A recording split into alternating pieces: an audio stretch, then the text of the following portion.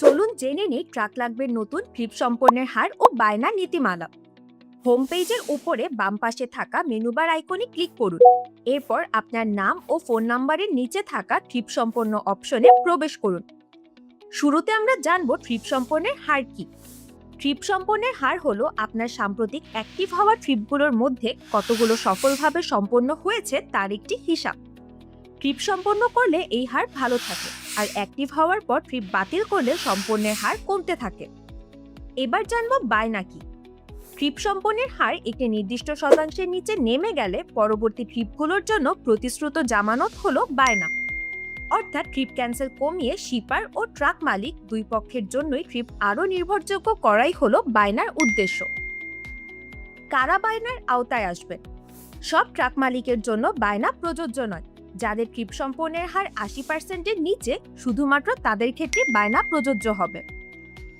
Trip সম্পন্নের হার কিভাবে হিসাব করা হয়? শুরুতে ট্রিপ সম্পন্নের হার ১০০% থাকবে। প্রতিবার ট্রিপ বাতিল করে এটি ২০% করে কমে যাবে। অর্থাৎ শেষ ৫টি ট্রিপের মধ্যে অন্তত ৪টি সফলভাবে সম্পন্ন করলে আপনার সম্পন্নের হার ৮০% থাকবে এবং বায়না প্রযোজ্য হবে না। বায়না কিভাবে কাজ করে? ট্রিপ সম্পন্নের হার ৮০%-এর নিচে নেমে গেলে বায়নার নিয়ম প্রযোজ্য হবে এবং পরবর্তী ট্রিপে বিট করতে গেলে বায়নার টাকার পরিমাণ, প্ল্যাটফর্ম ফি ও সতর্কতা দেখাবে।